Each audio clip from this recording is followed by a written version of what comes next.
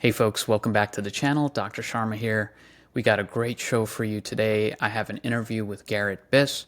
He's a former Marine Corps pilot, a veteran, a speaker, an educator, and it is a great conversation. We talk about PTSD, struggles in life, finding meaning and suffering, transitioning from the military to the civilian world, and a lot more. I hope you guys enjoy it.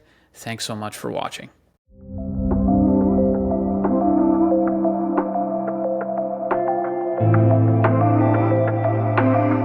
Hey, Garret, welcome to the show. Hey, man, it's a pleasure to be here. Thanks so much. I'm excited about this. Of course, yeah. Thank you as well for taking the time, for being here. You know, your insight means a lot as a veteran, as a recovery coach, a speaker, and so much more, which we'll talk about. And a good chunk of my audience is veterans, and so they appreciate it as well. And as soon as I saw your TED Talk, and for the folks listening and watching, we're going to have all the links in the description. But as soon as I saw your TED Talk, I knew I had to get you onto the show. So, well, I'm grateful for the invite, and I'm excited about our conversation today. Awesome. Love it. Love it. All right, so let's just start off. So I know about you a bit, but I was wondering if you could just tell us a little bit about your journey, and we'll get started off. Yeah, certainly. So Marine Corps veteran, served from 99 to 2015. I was one of the lucky few, well, I don't know, depends on how you look at it. I was one of the lucky few that got to retire early through the terror program. So when they offered me that opportunity, I said, hey, this looks like a good one. So I took it. And since then, I've been doing a little bit of work as a speaker, as a trainer, as a coach, specifically with people in addiction recovery, doing some life coaching and helping individuals that are started their recovery journey, kind of, help make the progress that they really want to make so that they can get to the place that they want to be in their life and in their recovery. Unfortunately, I've seen so many people that maybe they've struggled with an addictive substance or behavior in the past, and they start their recovery journey. Maybe they get some help, they go to a rehab, they start attending a 12-step group, and they can live a life without that substance or behavior, but it's not the life that they want to live. I don't think that the journey of recovery is to just kind of white knuckle it and try to survive without that go-to substance or behavior. I think the goal for recovery should be to create that life that you don't want to escape from, and really the life that you're living and enjoying. I did that for a number of years. I started addiction recovery residence here in Eastern North Carolina. So we provide a safe, supportive environment for individuals to work on their long-term recovery. And then about this time last year, so I don't know if the other veterans can relate to this. When I first got out of the Marines, I was like, I want to go in that direction as far away as I can get from military, from veterans, from all that, and go figure out who I am. And then about the middle of last year, I said, you know what? I think everything that I've been doing for the last 7 years since my retirement was preparing me to come back and serve veterans, because now I understand, I had my own struggles and my own journey, which I'm sure we'll get into a little bit, as I transition out of the military. And then I got an opportunity to learn a lot, to gain a lot of, tools, resources, wisdom, and things that I believe was intended to help me come back and serve the veteran population. Amazing, amazing. It's really cool. And that is interesting, like that initial reaction to kind of from everything, military and veterans and anything that would remind you of that time. But then you came back to it, and but in a helpful way where you could like kind of operationalize like your lessons learned, I guess, from it. And just this kind of just came to me right now as we're talking about it. I don't think it wasn't that I didn't like anything about the military or the veteran community. I think that internally I was struggling a lot with that transition, and I was feeling a lot of pain. I didn't really know where that was coming from. And I think instinctively almost I was like, there's something around this military, this veteran, this transition thing, and that's creating a lot of pain in my life, so let me get as far away from it as I can. And what that looked like for me, like I'm going to go figure out who Garret is. I'm going to go, find my way in the civilian world and figure out what that is. And it's only in hindsight that I realize now that that's probably why I had that initial impulse to kind of distance myself and go find out who I was. It was more of a reaction to pain than, there certainly wasn't a judgment or anything that was like, there's something wrong here, I need to get away from it. But it was just me trying to navigate the pain and the struggle in my own life. Wow. Yeah, no, that makes a lot of sense. And I was just thinking as you were saying that so I was only in for 4 years, and I remember getting out and having a tough time transitioning to civilian life because so I went to residency, I was working in the hospital, and it's just a different sort of attitude, not the same camaraderie and everything, and it was weird. And so I'm just imagining for folks who've served longer, like you did, 16 years, right? It sounds like that's right. Yeah, just shy of 17. So I mean, that's huge. So I'm just like thinking about my 4 years and sort of magnifying that, and that must have been Well, tough. think about that. That's a critical time. That's a reflective time in your life, like where you're, you want to think about it from a psychological perspective. Your prefrontal cortex is just coming online. Like you're just starting to understand who you are as a human being. And if you're doing it in the context of a military member, then you only understand yourself as an adult, especially through the context of being in military service. Wow. That's also really fascinating. I never thought about it that way, because those are those formative years. So, yeah. And so, when I was watching the TED Talk, you were talking about how separation, getting out of the military, out of the Marine Corps, was a pivotal moment. And what were some of the struggles with that when you were getting out? Yeah. So for me, just loss of identity. For me, there's a lot of internal struggle that was taking place. I was having a lot of symptoms of PTSD, of anxiety, panic attacks, depression, a lot of self-doubt. And I think what exacerbated those challenges was not understanding why, like where it was coming from. As somebody who had been relatively successful in the Marines and felt competent in the job that I was doing, it was really, it caught me off guard in a way to now feel so incompetent or so afraid or so unsure of myself in my life. So that, really compounded some of those situations that I was facing. But it was that loss of identity, that loss of connection, as everything I share in the TEDx talk, which for those who haven't seen it, it's called the unspoken trauma that all veterans face. And that's really what it looks at. It looks at that trauma of military transition and how that loss of connection to our tribe, the tribe, that we've, if you're in a, as we were just talking about, if it's the only tribe that you've really known as an adult, and there is a unique level of connection in the military that you don't see many other places, if anywhere else, that level of brotherhood and sisterhood and that willingness to sacrifice and endure discomfort for those people that are around you, it certainly happens and occurs at a level that many people never find again when they leave the military. So that was a big part of it, losing that tribe, losing that, those people that I get up and go to work with and go off to war with and go training with, losing all of that, losing and another thing, it took me a lot longer to appreciate this, but losing that positive identity, and the way that I talk about it in the TEDx talk is losing that sense of authenticity. So that permission to be authentic, that ability to show up as I am and know that I can be lovable and acceptable just as I am. Because, let's face it, people in the military, veterans, we're a unique tribe. We're cut from a unique piece of cloth. And when we bring our sense of humor and our, and our seriousness and our stoic nature out to the civilian world, it can be very off-putting to a lot of civilians. They get a little uncomfortable about it. So what I found in my journey, and I see a lot of other veterans doing this, I realized I need to start wearing masks. Like I need to start showing up as a version of myself that these civilians will understand and will accept. That level of intensity. And maybe this is something that you experience when, the level of intensity in the military, they drive it home every day that everything that we do, we need to look at through the lens of life or death. If we, don't tie our boots the right way, somebody's going to die. If we don't, if we don't make our rack the right way, somebody might die. Because it carries over to things that are in fact life or death, and on the battlefield or in real world situations. But it's so deeply ingrained in us that we can carry that level of intensity out, to the real world. I was watching a short on YouTube the other day of some guy that was talking about how when he's trying to get his family ready to go to the beach, like it feels like, a combat operation. And when somebody's running 5 minutes late or they forgot, to pack a sandwich for the 2-year-old, like the way that he feels in his body is like, everything's going to fall apart now. And, we got to step it up. Come on, family, we got to step it up. Like get your stuff together. We got to go. It's critical. But it's so ingrained in us. And as we talk, like if it's ingrained in you at that pivotal time in your life where you're really becoming who you are as an individual and as an adult, then it's, it's hardwired pretty deeply, and it can be a challenge to overcome that. And when you're around other veterans and when you're in the military, you don't see that. There's nothing wrong with that. It's part of the culture. It's expected of you even. But when you transition out of the military, that's just one of the things, that kind of separates us and makes us look unique. I'm sure that if you go into a coffee shop or a Target or you're walking around, like you can pretty much see who the veterans are because there's something a little bit unique and a little bit different about them. And if you don't feel like you can be that and still be accepted and still be, valued or seen, in your new tribe, in your new community, then what I found is that forces you to hide some of that authenticity so that you can be accepted and you can experience that connection. Unfortunately, anytime you have to hide your authenticity, you're also telling yourself, whether consciously or subconsciously, that there's something wrong with you, that you're somehow defective, that you, just as you are, isn't good enough to show up as you are, so you need to hide something or change something about yourself to be acceptable.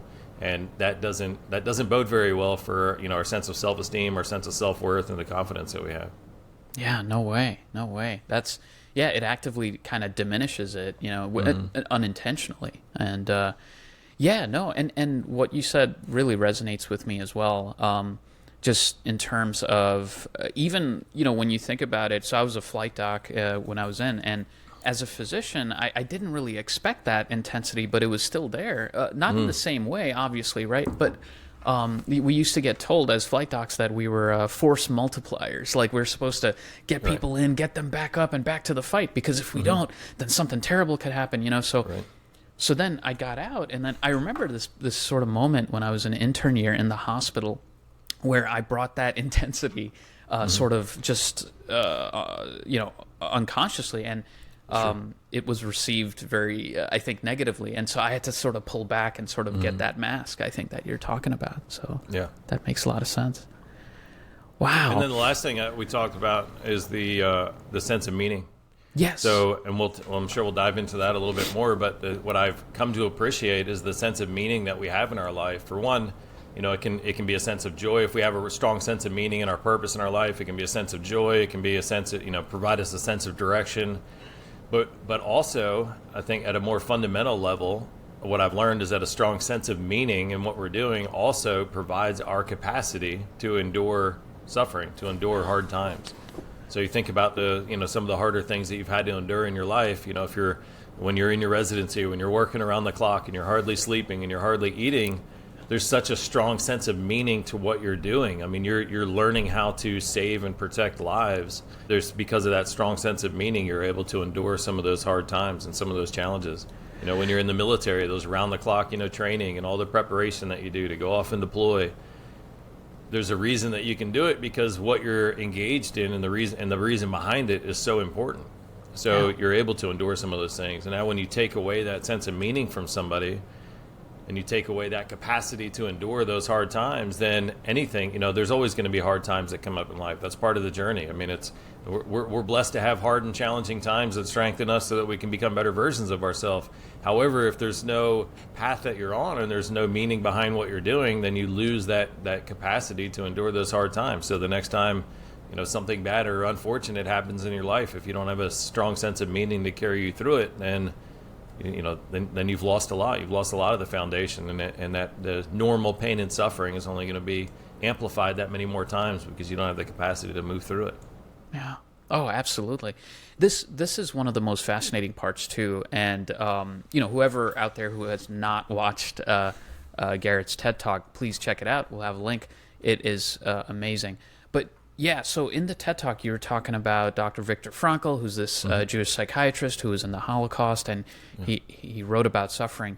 I was just wondering, so let's say if you have a veteran who is having a lot of this suffering after leaving the military, how could we help them, or what strategies could you give them on searching for meaning in their suffering, when it comes to mental health or anything at the transition? Yeah, so I think looking at the potential benefits of it. So as I just mentioned, we're blessed by the struggles and the challenges that we have in our life. If it wasn't for the adversity and some of the hard times and the strenuous times, then we wouldn't also have the capacity to grow. So there's an interesting. So I studied applied positive psychology for a little while when I got out of the Marines, and one of the things that I learned was the association between a sense of meaning and our response to trauma. So there's I go around and I speak with a lot of mental health professionals and individuals that are helping people that have struggled with trauma. And it's really unfortunate. A lot of times I'll be in an audience or an auditorium and I'll say, to all of these mental health professionals or helping professionals, raise your hand if you're familiar with post-traumatic growth. And I might see 10% of the people raise their hand. That's shocking to me that there's this whole, this post-traumatic growth, post-traumatic stress disorder, two different sides of the same coin, I believe. And it's unfortunate that there's so many people that are out there trying to help other individuals deal with the symptoms of their stress and their traumas that don't even realize that there's a potential positive side to the struggles and the challenges that we've had. So what I've learned is that the difference between somebody, so if you have a traumatic experience, the difference between somebody struggling with post-traumatic stress disorder or experiencing post-traumatic growth is whether or not they can associate some kind of meaning to that challenge or to that struggle. So for somebody who has had, maybe they were in a horrific car accident, they lost a loved one, but now it's inspired a career change and, an advocacy, or they want to, go off and invent things to make people safer in their environment, then that can stimulate a new sense of meaning so they can experience a growth of their capacity, of their the contribution that they're making through that experience. Whereas somebody who can't associate any potential meaning to it, not seeing how they grew, what new appreciation, awarenesses they had because of the experience. Humans are meaning-seeking individuals, so we're going to find a sense of meaning. If something horrific happens to you and you can't see how it was a positive benefit in your life, then the sense of meaning that you're going to be driven towards is, I'm a horrible person, bad things are supposed to happen to me, or somehow I deserved it. If that's the sense of meaning that you associate to that experience in your life, then of course it's going to create negative consequences as you try to navigate that and move forward. If you can look at an experience that you had and say, man, that was a horrific experience, but these are the ways that I've grown from it. These are the new appreciations I have from it. This is how my life is better in some ways because of that, not despite it, but because of that experience, then it sets you up for that opportunity to experience and to really appreciate that post-traumatic growth. Absolutely. That perfectly operationalizes it. I love it. And you're right. Thinking back to my education, I didn't learn anything related to post-traumatic growth or meaning and suffering until third year of psychiatry residency when we read Dr. Viktor Frankl's book. Yeah. But it took a while to get to that point, and you're right. There's plenty of curriculums without that whatsoever, which is a big oversight. For sure. And having that meaning, that's let's think about it in a simpler and a momentary example. If you're at the gym and you're working out and you're intentionally creating suffering in your body and in your experience, but you have a sense of meaning tied to it, why you're doing it, why you're going through that difficult experience, then it helps you endure it. And I think that's what we were talking about, having that sense of meaning to help you endure that momentary suffering. Absolutely. Yeah, it reminds me of there was a New York Times author who I'm forgetting the name, but he did this experiment where he would be on these flights, he'd do a lot of traveling, and he'd be sitting next to these folks who are just kind of miserable when the flight is late or they're delayed on the tarmac or whatever. And so he did this experiment where he would simply ask them, hey, why are you traveling? Where are you going? And all of a sudden their moods would shift because they would then talk about, oh, I'm going to see my grandchild or going to see my dad or my parents. Then everything shifts and their mood kind of shifts because there's meaning behind that suffering. That's beautiful. Right? Yeah, it's an exact example. Yeah, it's a perfect example of that. When they forget about the meaning and what they're doing. So that's an invitation that I often have, and something I try to remind myself of in life when I'm experiencing momentary suffering. And an invitation I always have for people is when when things aren't going the way that you want them to, and when things seem to be falling apart, then look for the opportunity that's being presented because of it. I've got a book called The Spheres Approach to Happiness and Fulfillment, and one of the stories I share in there is how I was. This is right when I was transitioning out of the Marines, and I was going down to Auburn for an interview to be accepted into one of their master's programs. And I was flying out, and of course I was nervous about it. And there's a lot of questions of my worth and my ability to perform in a civilian environment, in an academic environment. So there's a lot of stressors and everything coming up. So I get to the airport, my first flight leaves, it's late, I miss my connection, and I'm bumped to a later flight. And fortunately in that moment, when I was waiting for my layover in Charlotte, I thought, okay, I'm going to get to my hotel late. I'm going to, I might not be able to make that meeting tonight. I'm going to be less prepared tomorrow during the interview. But what's the opportunity that was presented here? For some reason, the universe, whatever, made this experience happen for me. So what's this opportunity? And as I'm walking around the Charlotte airport, I thought, I'm going to take an opportunity here. I'm going to give my dad a phone call. I haven't talked to him in a while, so I'm going to use this opportunity to catch up. I went to a coffee shop. I got something to eat. I was starving because I had an early flight, and I didn't have a chance to eat before I left. So I realized, now I'm not going to be starving all the way until I get to Auburn. So I have this opportunity to sit down and have a nice meal. and I chatted up some of the people that I was traveling with, and had some nice conversations there. So what I realized was, okay, there was things aren't going the way I wanted to, but what's the reason? What's the positive reason that could come from this? So whether instead of focusing on the missed opportunity or the extra challenge that's going to come from it, then just with some curiosity, and I'm not saying I can't do this every time. A lot of times I am in that agitated state, and I'm already in my fight or flight, so I can't calm down and ask these questions. But when you can, it's really fascinating. You can offer a great reprieve from the temporary anxiety and stress and everything that you're going through. So fast forward, I finally get down to Auburn. I realized that when I got there, when I landed, I believe I landed in Birmingham, maybe, and rented a car and drove in. But the rental car place didn't have any cars available until right when I got there. So had I arrived on the initial flight, I'd have been sitting there for 3 hours waiting. And then when I got to the hotel, they also said that my room wasn't ready, and they would be ready after dinner. So like all of these things lined up perfectly for me, but it was only because I was willing to ask that question and say, how could these events be transpiring for my good instead of against me? And I think with that, just with that question a couple of times, we can begin to see, gain some insight and some appreciation on some of those challenges that show up in our life. So me not knowing the meaning behind it, I was curious to go find a positively associated meaning with this individual struggle or challenge in my life. Whether you pop a tire on your car on the way home, then ask yourself, all right, what's the benefit that I'm getting from here? Is it an opportunity to make a phone call and catch up? Am I going to meet a cool tow truck driver? Is there something, some new thing that's provided to me just because of this? My wife loves to remind me. I've got a Jeep Wrangler that I bought, and my wife loves to remind me that when I got the Wrangler. Sorry, this is long. I don't know. I'll make it quick. So yeah, sure. Go ahead. So I've been talking about getting a Jeep for a long time, and I just never really found the right one. So here we are one afternoon or one evening at a restaurant, and they're taking forever. The service is terrible. This 60-minute experience turns into like a 2-hour experience, and I'm all frustrated. And then we're leaving and we're driving home.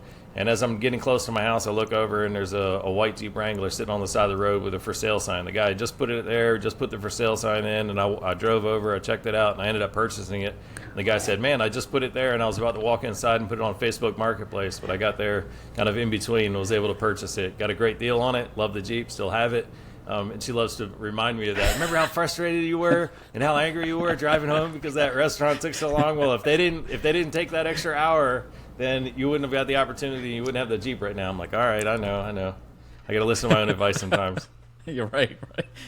But no, that's amazing. That's a fantastic example. And it's also, I like what you said. It's kind of like this self-fulfilling prophecy, because we see what we look for at times, right? As well, because in that same situation, if you were delayed in that flight and whatnot, and all of a sudden, if you were really negative and not willing to engage with the people around you, not willing to call your dad, not willing to do those things, then it could be just miserable, right? But it's what we look for as well, right? That's it. Yeah, absolutely. Yeah. So this authenticity piece as well, I was curious about that.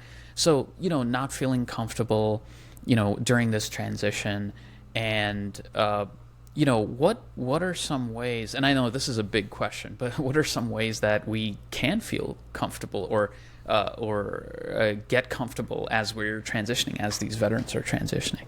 Yeah, so I think as we transition out, if we ever, and I think we all do, I mean, we all wear masks at times, we all show up as versions of ourselves at times, and I don't think that that's necessarily being inauthentic. I mean, there's a way that I show up with my 2-year-old son when I'm playing with him that I wouldn't show up, in a board meeting or in front of potential donors for my nonprofit. We can show up as different versions of ourselves, and I don't find that that's us being inauthentic. Where I feel we're being inauthentic is when we feel like we have to put on a mask or show up in a certain way, and it creates some kind of negative effect from it. So one of the things that we can do is focusing on our strengths and focusing on the good things that about us, focusing on some of the wins and successes maybe that we had in the military. Look at all the skills and everything that we've developed over our time and the experiences that we have. And focusing more on that can breed a greater sense of confidence, and that sense of confidence can also often provide us that permission to feel safe kind of showing up authentically. And then most importantly, especially if we're trying to fit into a tribe, focusing on things that we have in common with those that are around us instead of the things that are different. And this can be a challenge because, the things that are different, these could be potential threats to us. So I think that maybe we're hardwired, our perception is hardwired to find those differences, or the ways that we're not fitting in, or the ways that maybe we feel judged or misperceived. Instead of that, focus on the things that are in common. So as you're in your residency, as you're operating in the civilian world, look at the things that, the passions that you have, the motivations that you have, the drivers that you have, and those things that are in common with you, to help provide a sense of that comfort, I guess, to showing up as authentically as we are. Amazing. I wish I had this info back then. That's why I think this is valuable, to get this out to as many people as possible in the military, veterans transitioning out. At every stage, I think it's helpful, no matter what. But the earlier, the better, I think, right? Yeah. And as we're wearing these masks, like I said, the biggest challenge or the biggest risk with it is that it starts to affect our own self-esteem and the way that we feel about ourselves. So as much as we can do to build up our self-esteem and remain that, remain with that sense of confidence, or that sense of acceptance of ourselves as we are, and understanding our true value, then we can mitigate some of those negative effects if we do feel we need to show up situationally different to fit in with our new tribe. So there's some very simple things you can do for that. One of the most powerful things that I've ever found for helping maintain that sense of confidence is called a mirror exercise. So a quick thing that you can do in about a minute, each day or each evening, where you simply just look in the mirror and give yourself some credit for the wins and successes that you've had, the accomplishments that you've had, maybe any temptations that you avoided that day, some of the good things about you, and then ultimately ending with looking yourself in the eyes in the mirror and saying, "I love you." And if you can do that right before you go to bed, is the best time to do it. Then it can help foster that sense of self-worth and that reminder of self-worth, so that if you are wearing masks, if you are showing up, situationally in some places to be accepted, that is going to create a feeling for yourself that you're not lovable and acceptable as you are. So as much as we can mitigate that or fight against that and remind ourselves, then we can at least mitigate some of those negative effects of it and not feel the sense of shame, or not feel that sense of being a defect, or that there's something wrong with us. That's an amazing exercise. I'd never heard of that before. And I think it's great. I think sometimes we, especially veterans, we shy away from love, or love myself, But I think that's important. It's that self-compassion, right? Which has been shown to be highly beneficial to folks suffering from depression, anxiety, PTSD, which we don't really need studies to show that, but we do have those studies showing that, It's, when it says that worth, that sense of self-love and self-acceptance and worth diminishes, then our ability to, or our capacity to do the good things for us also diminishes. Because if I'm just not worth it, then what's the point of exercising or eating healthy, or I'm just going to go choose that comfort food because I don't matter that much anyway, and that's a horrible place to be. So as much as we can do to mitigate that. And for anybody that's interested, I'll share this link with you, but thewarriorreset.com, and you can throw that in the show notes. You're welcome to share that with anybody. I'm providing it free access to it for any of your guests that want to check it out. But the Warrior Reset is a program, if you will, but it's the invitation is to go through it for at least 10 days, and it's 4 simple exercises that you can do. You can do all of them in less than 15 minutes a day, but it's the best things and the most powerful things I've found for emotional, physiological, spiritual kind of reset or grounding. So if you're feeling stuck in any place in your life, you feel like you're taking on too much, or there's something missing and you just don't know how to move past it, then certainly check out the Warrior Reset. Or if everything's going well and you want to fine-tune it a little bit and you want to try to do a little bit better, experience a little bit better version of yourself, then you can check it out. But it's 4 simple practices. One, some things for self-regulation, for this, calming the central nervous system, some things for self-esteem, self-efficacy. The mirror exercise is one of those 4 exercises. And there's some other things, some empowered journaling to help reframe that mindset and see see things in a way that's more supportive to the growth and the person that you want to be. Amazing. Yeah, thank you for that. And that will absolutely be in the show notes as well. Beautiful. I appreciate it. Sure. I understand as humans that we have basic human needs. Beyond food, water, and shelter, we also have a need for connection. We're tribal creatures. We need to be connected to a tribe. We need to feel accepted, and we need to feel a sense of belonging to a tribe. And that sense of connection, it's so deeply hardwired into our body. I mean, we need connection with others for even emotional regulation. If we share a hug with somebody, if we share a smile with somebody, if we laugh with somebody, and I mean, you can speak to this much more than I could, but I understand that our body releases endorphins, whether it's some serotonin, a little bit of oxytocin, and those are chemicals that help our body regulate some of the negative things that are going on. So as our body is dealing with stress, a good hit of oxytocin can calm that down. So we need connection in order to emotionally regulate. We also need connection because anytime we do something with others and we feel connected, could be a connection to nature, it could be a connection to other individuals, but when we're feeling that sense of connection, then we're able to show up and feel the best versions of ourselves in many ways. The good things feel better when we're doing it, we're sharing it with other people. The bad things don't feel as bad when we have an opportunity to share that with others. When we don't have a sense of connection, and I think, when I present, I often talk about looking at, let's zoom out and look at Maslow's basic hierarchy of needs. So our need for connection, to be part of a tribe, to rely on and be supported by other individuals is needed to fulfill our basic physiological needs for survival.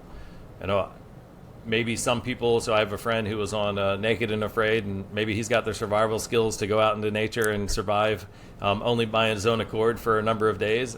But for most of us, if we couldn't drive to the store and get some food, get some of the things that we need, if we couldn't rent an apartment, or if we didn't have people out there that could build a home for us or lend us money so we can buy a home. I mean, there's so many things that we can't do on our own that we require in acceptance or a welcoming or a belonging into the community that we're a part of. So without that, then even our most basic physiological needs. So even if we beyond the emotional sense, like even our basic physiological needs can't be met. So as we move up Maslow's hierarchy of need, and we think of this other need for authenticity, we need to be able to show up as we are, be lovable and acceptable just as we are. So if connection is an invitation to be part of a tribe, then your permission to be authentic is connection to that tribe and the ability to show up just as you are. So can you ever imagine a time where you might feel that, okay, in this moment I can either maintain my connection, or I can be authentic. I can either say what I'm thinking and ask for what I need, or I can maintain the connection that I have. And if you're ever in that situation, thinking about it from the Maslow's hierarchy of needs perspective, it's easy to understand how we're going to choose connection every time. Yeah. So what does that look like? So that means that we put on a mask, we bite our tongue, we don't say what we want to say, we say things that we're not really thinking because we want to fit in and we want to maintain that sense of connection. But as we talked about, that comes at a cost. The more that we hide our authentic self, and the more that we feel that we need to show up in a certain way, then it has those negative effects on the way that we feel about ourselves and the way that we feel about our situation. And here's the kicker: is that if we hide our authenticity to show up and maintain connection or gain connection, as other individuals connect with the mask that we wear, they're not connecting with us, so we don't feel those same positive feelings. So if you're lying to somebody in order to get their sense of connection, then when you feel their connection, you're feeling shame. You're not feeling the soothing effects of that authentic connection or that sense of love. So you don't even get the benefits from it. So we sacrifice our authenticity to get connection, and we don't even get the connection. And this is something, I want to dig into this a little bit more. I'll do some research on it, or maybe write a book on it in the future. But I think that a lack of authenticity is a pathway for a lot of individuals that struggle with either mental health challenges or suffer with addiction. Because, let's back this up. Let's think about, maybe put it in the context of a traumatic experience. So maybe somebody had a traumatic experience when they were growing up, and it's something that they're ashamed about and they don't want to share with other people. So they have this experience that's true, and it's a part of them, and it's part of their development, but it's something that they don't want to share with others. That, as they hide themselves, as they hide that authenticity, and then trying to make connections, they're creating connections, or they're showing up in a world, they're feeling that sense of connection, but they know that people aren't connecting with who they are. And instead of feeling safe and secure, they live in fear that, man, I hope people don't find out my truth. I hope people don't find out what I did or what happened to me when I was younger, because then maybe they won't love and accept me the same way. So, and maybe that's just one instance, but I can see how I've seen a lot of people I've dealt with where I can see that maybe that had something to do or something at play in their pathway to further disassociation and the further pain and suffering that they ultimately had to numb or escape with the drugs or alcohol that they chose. Absolutely. No, that makes perfect sense to me. And that would be really interesting to dig into, wondering if there's studies on that as well. And and a lot of this that you're talking about reminds me of re-scripting, right? Like re-scripting the life story, right, that we have. Yeah. our life story goes a certain way, and maybe there's a traumatic experiences, and it changes our trajectory in life. But how do we rescript that, right? And how do we change that into something more positive that has meaning in it? I was introduced to one tool when I was studying applied positive psychology, which I found really fascinating, and it kind of speaks to that. And it's a heroic story exercise. So basically what you would do is, if somebody's been struggling with PTSD and we need to associate some kind of positive meaning to help alleviate some of those negative effects and promote the opportunity for post-traumatic growth, one exercise that you can do is write about it, but write about your experience. But write about it as a fictitious character is experiencing that. So this fictitious character experienced the same adversity, the same traumatic experience in their life, and you write about it from that third-party perspective. But the important thing is, two important things. One is you carry that journey forward to an ultimate positive conclusion. So it's the heroic story where somebody experiences the adversity, but you move it forward to a positive conclusion. And one of the fascinating things about this is when it can be really hard to see, to see our own mess when we're living in the middle of it, which can be really hard to see, some of the positive things that we're experiencing in our life. It's like a friend comes to you and they say, hey, this is what's going on. Like, how do I deal with it? It can be so easy for us to see, like, no, you do X, Y, and Z, and then A, B, and C will happen. But when we're living it, it can be much harder to kind of like analyze that and make some connections. So this beautiful thing about this heroic story exercise is that, for one, it gives you that third-party perspective. So you can step back a little bit. It's not you now, it's you. It's this character that you're writing about in this story. So it can free up our creativity and our imagination also to find those positive connections or see how positive outcomes might happen in the future.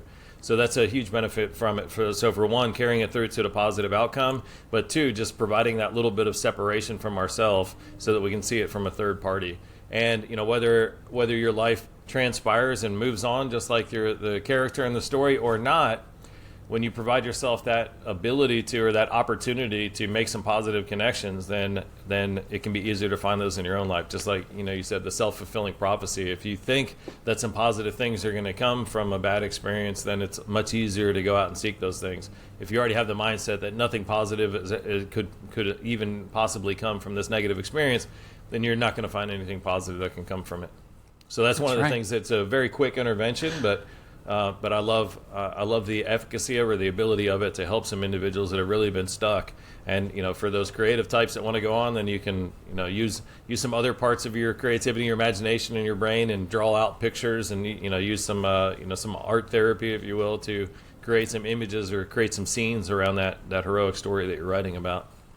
That's a brilliant exercise. I had never heard about this before. So the connection thing. Just going back to that. That also, I think, is super important as you talk about, and it really reminded me of these blue zones, right? So there's these blue zones around the world where people live the longest and they're the healthiest, and it has to do with multiple factors. There's diet, there's physical exercise, things like that. But one of the biggest things, and what seems to be the common denominator, is human connection, actually. Right. And feeling that connection with others, that physical, emotional connection, and that's what really seems to prolong people's lives, right? And make it healthier and happier as well. Yeah, and it makes a lot of sense. I mean, if you're still connected with individuals, so I've seen and studied some of these blue zones myself. As a matter of fact, one of them is in Guanacaste, Costa Rica, which is a place I travel to often. My wife's actually from Costa Rica, so I see myself spending a lot of time in Guanacaste in the future for no other reason, so I can spend more years on this planet. But certainly the connection piece and the way that they experience that, what a lot of these communities have in common is that they do a lot of things together, whether they get up and they go for a walk together, or a lot of them they're making meals together and they're sitting down and eating meals together, and just having that sense of connection. So if you back that up, what we were talking about before, if our connection to other individuals helps us regulate negative emotions and helps us relieve some of the stress that we're feeling, well, of course, it makes sense. If you're living a lot of years with a lot less stress than the average person that lacks that connection, well, it makes sense that the stress fuels the inflammation and it accelerates the aging process. So if you can mitigate some of the stress and you can feel those greater hits of oxytocin throughout the day and that sense of physiological connection to others, then it makes sense how that would translate to a longer life. Yeah, Costa Rica, that example in particular. So when I watched the documentary on Blue Zones, I've tried to emulate the diet from Costa Rica because it seems to be the friendliest to my palate. And so it's been going pretty well. A lot of rice and beans. Yes, exactly. A lot of different ways to make rice and beans.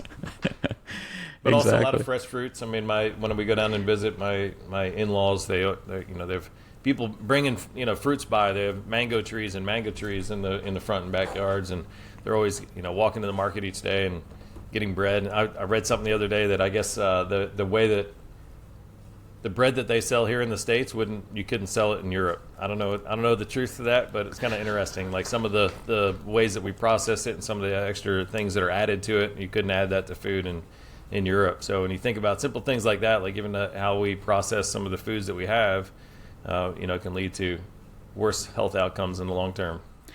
Absolutely, yeah. I think that's huge. Couple of patients have actually told me that when they travel outside of the United States to go to Europe or Asia or other places, that their irritable bowel syndrome gets better. Their IBS actually gets better, and that likely is, I believe, to be the processing of food. Yeah, absolutely. So one thing that I wanted to bring up, I know it's an interesting question. It can be a controversial one as well, but it was about firearms. And so, one of the parts of the TED Talk, you mentioned giving up your firearm in the past when you were in a really dark spot. And you also mentioned, though, in that same talk that you got yourself back to a point that you were comfortable having a firearm in the house again. Now, I don't mean from like a Second Amendment point of view or anything like that. That's not what I mean.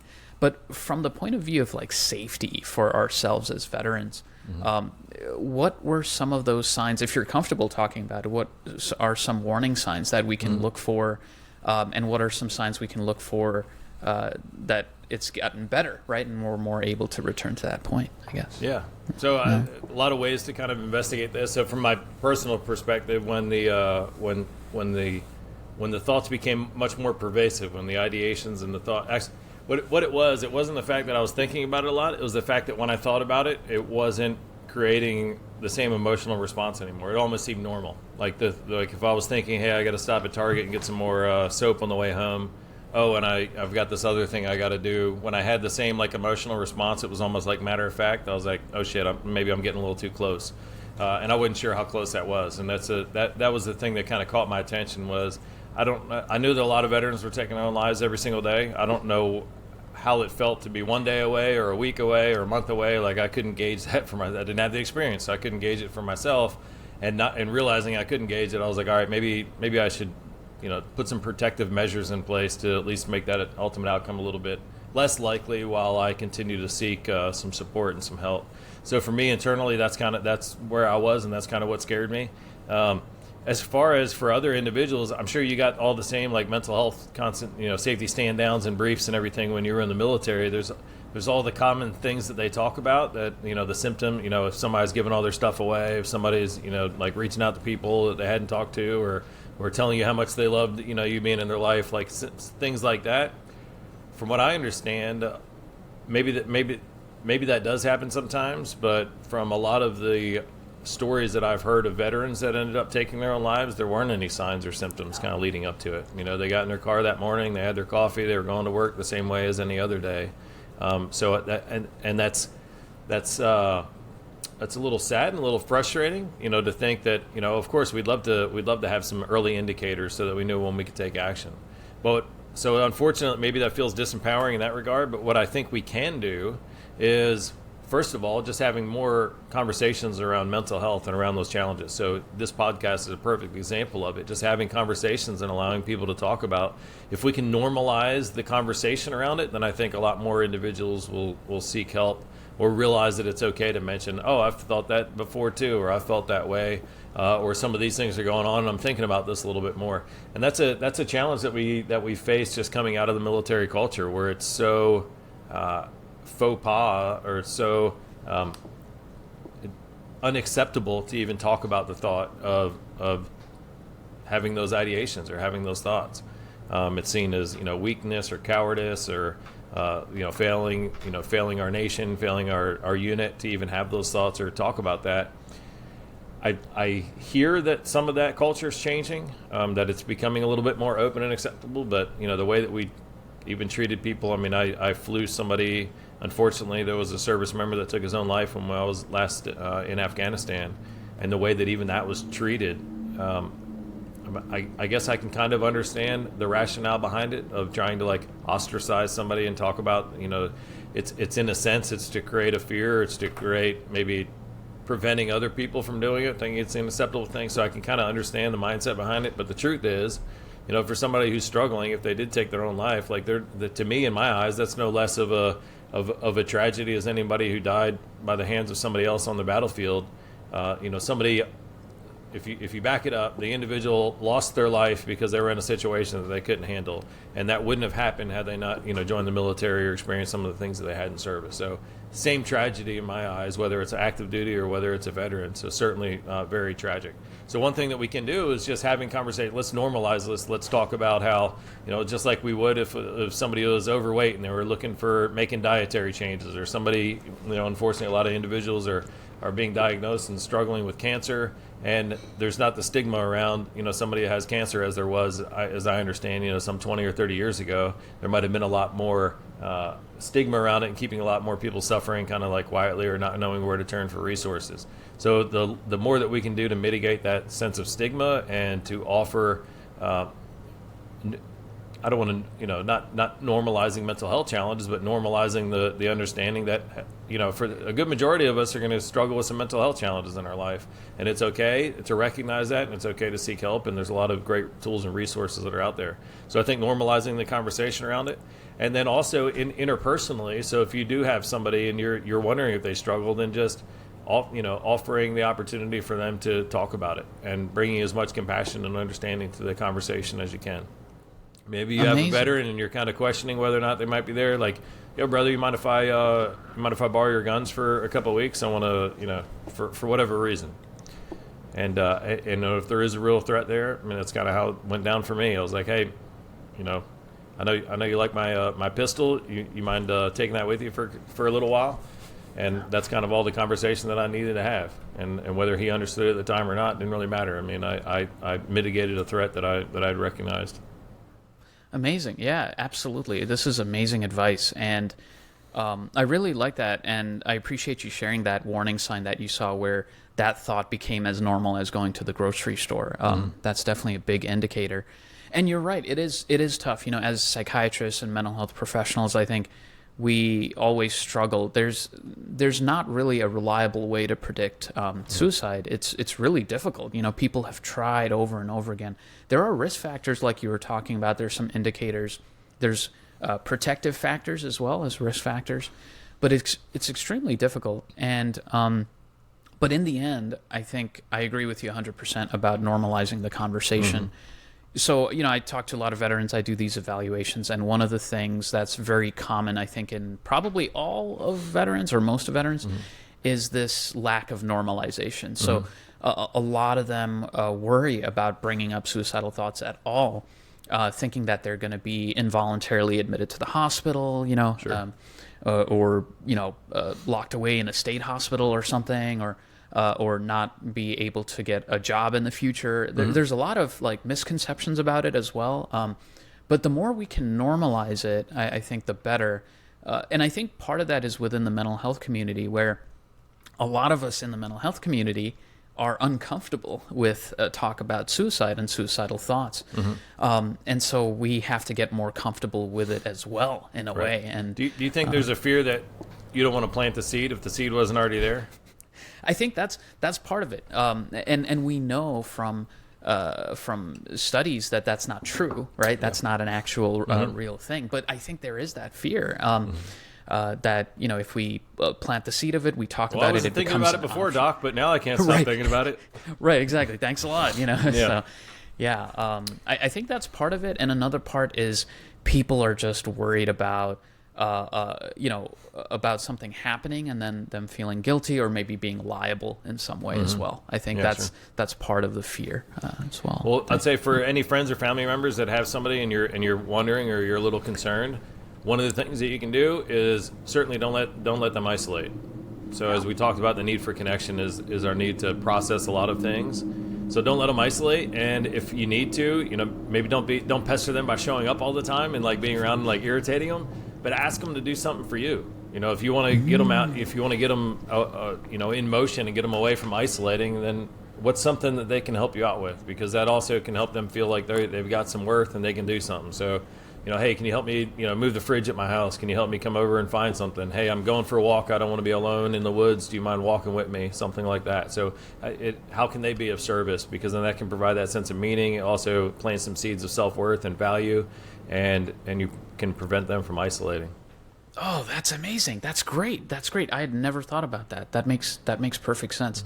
It reminds me of there's this Clubhouse International. It's this organization. They have clubhouses all over the world for people with mental illness, and one of the biggest things is getting folks engaged in doing services for others, for the community, for the clubhouse itself, and giving them purpose and meaning in life. Because if you're sitting there stewing in your own your own misery, and you feel like you got no worth, and nobody loves you, and nobody knows you're there, and then a great way to cut through that is, hey brother, hey sister, I need something. I need some help. It's a lot harder to say no to somebody when they're saying, hey, I need some help. That's right. Absolutely. Wow. Well, this has been amazing. Thank you so much for doing this with me here on the channel. We really appreciate it, all of us here. Certainly. I really appreciate the opportunity. And for anybody that if there's anything you want to reach out for one, certainly check out the TEDx talk. And if you can share that with everybody that'd be awesome. But certainly share it with any veterans that might be going through that. You can go to, we'll put the link straight to the TEDx talk. But also you can go to unspokentrauma.vet.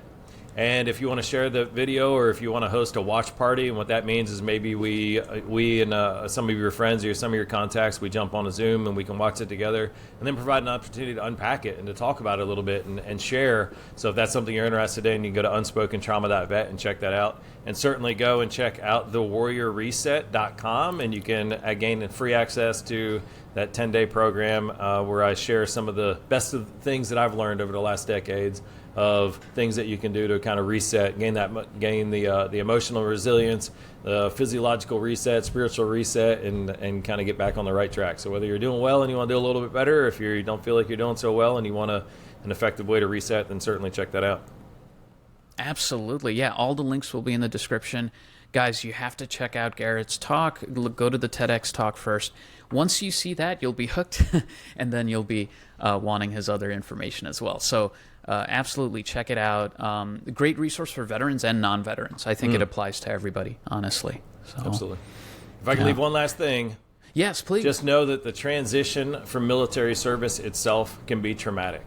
So no matter what you experience, or regardless of what somebody experienced while they're in the military, that transition itself can be traumatic. And that's something that I think we all need to appreciate a little bit more. And if you are somebody who has struggled a little bit since you've transitioned, and really anybody that's listening to this, I want you to know that you are lovable and acceptable just as you are, and you're a valuable and beautiful human being. And if you haven't told yourself that recently, then I invite you to do it, but know that I think that of you.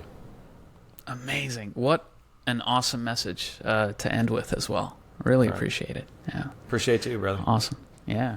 All right. Thanks so much, brother. We'll do this again. Sounds good. Be well.